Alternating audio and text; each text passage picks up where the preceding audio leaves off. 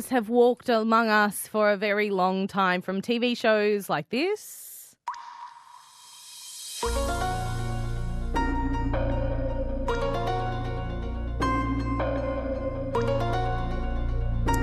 all 6 of the Alien movies, the War of the Worlds radio broadcast in the 1930s, and recently, thanks to a friend, I have learnt that this fella is an alien.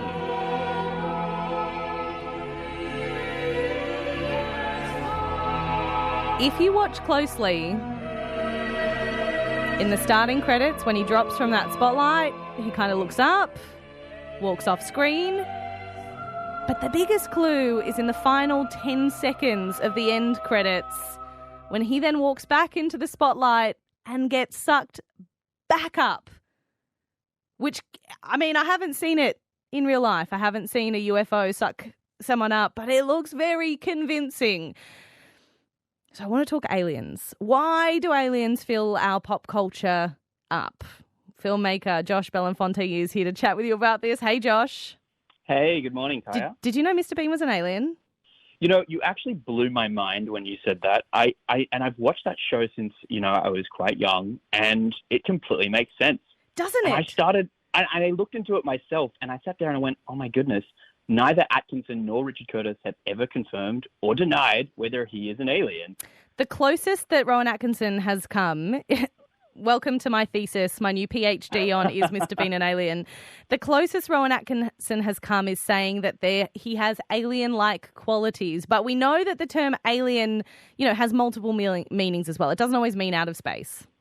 That's right. And a lot of films have kind of played with that idea, and a lot of TV series over the years, this whole idea of the alien being a foreigner, just someone who doesn't fit the mold of the norm. I mean, you've even got films like The Terminal with Tom Hanks' character just completely being an alien because his passport's not valid. But Mr. Bean's a weirdo because he doesn't fit into society and wears the same clothes all the time. So he must be an alien. When actually we're jealous that he's got a life uniform, and we wish that we could do that too. Oh, yeah. Having a life uniform, that would simplify things a lot. Maybe a lot of aliens are already onto that. Why do we love aliens so much in pop culture, do you think, Josh? I think they actually show us quite a lot about human nature, and we're able to project a lot of things onto different aliens quite comfortably in society. So they really show us our fears, anxieties, and it's also, I think, about escapism, that we kind of want to escape from the doom and gloom of the world we live in. And it's nice to think, there's actually some aliens that might invade us one day. So, all of this, we shouldn't worry about it too much. And I also think we kind of want to confront the reality that, we're not alone in the galaxy. I think it's quite scary to think that. Yeah, that maybe we're not the most intelligent race that we think we are. Yeah, I think so. And there's this whole idea in pop culture and science fiction that writers have been playing around with for a long time, which is, there's life out there potentially on all the millions and billions of stars and planets that revolve those stars. But how much of that life is intelligent, and can that life actually access us through tech? And so a lot of films have played with this idea. How much room for interpretation is there, given we don't know how they look, what they do, where they come from, if they're mean or they're nice, if they're listening on us, if they're going to be our friends, if they know what a car is? Like, just how much room is there to create whatever you want in this space?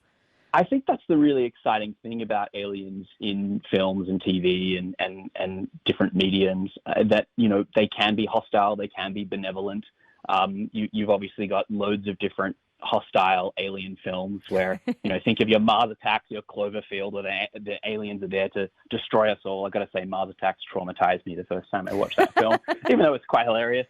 And then you've also got this benevolent interpretation, like your E.T.s or your Close Encounters of the Third Kind, that the aliens are there to kind of expand our worlds and our horizons. So I think that the continuum of interpretation of what an alien is massive, and I think that's the really exciting thing about it as a creator.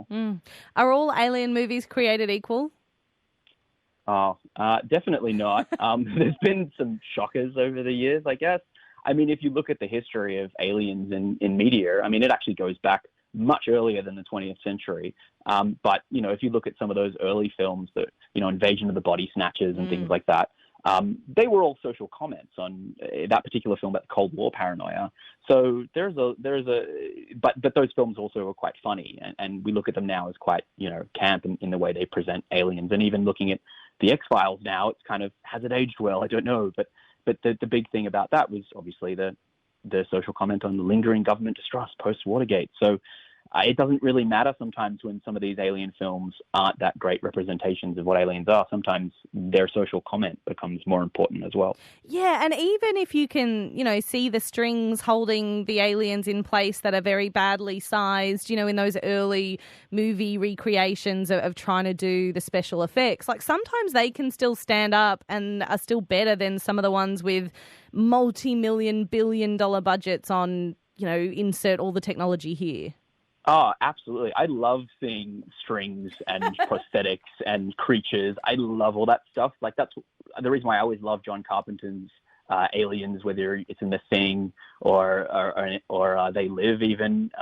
All those films are just so fun because they're so schlocky, and you're laughing at them, but then you're also scratching your head going, hey, this is pretty terrifying, and this could maybe happen if aliens invaded our lives. In what's been like the perfect timing, you've actually been on a bit of an alien movie watching spree. Is this for a reason, Josh? Look, it's quite scary. I think, like a lot of people, I've been quite terrified by the Pentagon report that came out last week, where they studied about 140 incidents around the world of UFOs, and they didn't basically deny that they said that they weren't military spaceships or unidentified objects, but they also didn't know what they were. And they also were able to say, these aren't weather balloons. And then you've got someone like Barack Obama coming out and saying, yeah, I'd really like to know if there's aliens too. You kind of start to wonder. And I've just been watching a lot of different series that kind of blend fictional kind of alien stories with real stories. So there's one that I've been watching called Alien Worlds, which is quite interesting, which is basically it just shows you life and with mammals and the natural world on planet Earth, and then it goes to an exoplanet and imagines what life would be like by using Earth as a yardstick. So it's quite fascinating in that way. So yeah, that's kind of what I've been watching at the moment. How often do we see that documentary element as well? Because this is, like Area 51, and this is maybe the best kept secret that's not a secret that also leads to conspiracy theories. Like, aliens just get people ticking. There's so many bad. There are so many bad UFO alien documentaries out there, and that's the thing. How can you really call it a documentary? A lot of it's speculative. A lot of it's based on conspiracy theories. You've got people like Bob Lazar in the 1980s who came out and said that his job was reverse engineering 9 flying saucers, and there's a lot of actually evidence that you can't really refute with some of his story, which is quite fascinating. And then there's just lots of other conspiracy theories about crop circles and how they came about, and then obviously people say, it's a hoax, and it was basically these artists in the UK and America who were doing it. But it does start to, your mind does start to wonder at the possibility. It's quite exciting to think there are billions of stars out there, billions of potential planets. It's pretty naive and solipsistic to think, we're the only people in the galaxy. There's no one else out there. So your mind definitely does wonder, especially about all these unidentified flying objects now that the American government is not denying they don't know what they are. All right, let's look at some of the good ones. I will put my hand up and say I often avoid alien movies. Science fiction isn't my favourite pastime. However, I want to put a vote in for Paul as a good alien movie. Yeah, look, it's. I mean, you could look at a lot of those kind of films as alien. They're decent. They're hilarious. They're entertaining. I mean, I've always good aliens. Kang and Kodos in The Simpsons, I've always kind of loved, just because of all the mischief they get up to and just ruining the world. Are all 6 alien movies great? Oh, okay. That's a really contentious statement.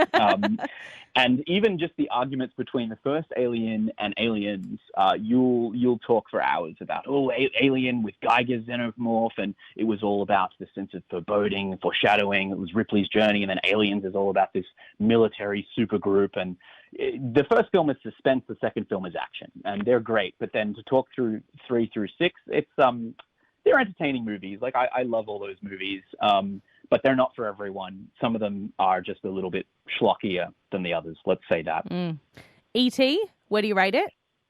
E.T. has a soft spot in my heart because E.T. was, that adorable alien that was misunderstood, and it was this great example of just this being comes to our planet. We don't understand it, we misunderstand it, and it actually just wants to spread love and family. But then I also know that E.T. terrified certain children. So it's kind of a grain of salt with some of these alien representations. Generally, if they have big eyes, they're great. If they have weird, scary faces like the xenomorph and alien, we're probably going to hate them. I rate E.T. very highly. Yeah. The Fifth Element? Okay. The Fifth Element is the greatest example of just benevolent and hostile aliens being in the same world. And it's just also Bruce Willis just being amazing. So many amazing performances in that film. A very polarizing film as well. A lot of people think it was just the worst, schlockiest film, but that film you can watch 1,000 times and you'll notice a new thing every time. So I love the world building in that movie. Really underrated cult film. I'm surprised that you added the Muppets from Space on the list as well, Josh.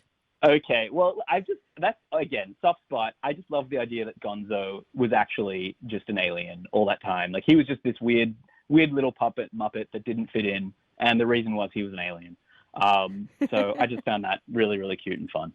Do you think that aliens will continue to be at the heart of our movies and TV shows and books and all things pop culture forever and ever?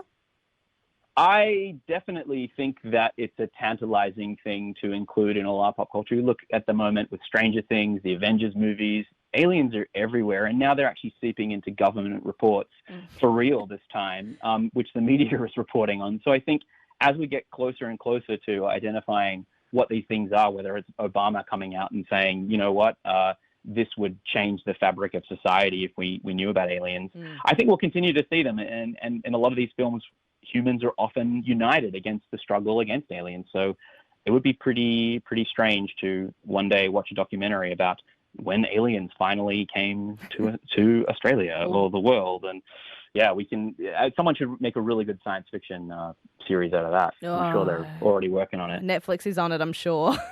Yep. Well, Josh, Definitely. It's time for you and I to go and rewatch all of Mr. Bean with this new understanding that we have that he's an alien and see what we pick up that we missed the first time. But I think it's going to be terrifying. It's going to be life-changing. Josh, always great to chat. Thank you. Thanks so much, Kaya. Local filmmaker Josh Belinfante there taking you through all things alien.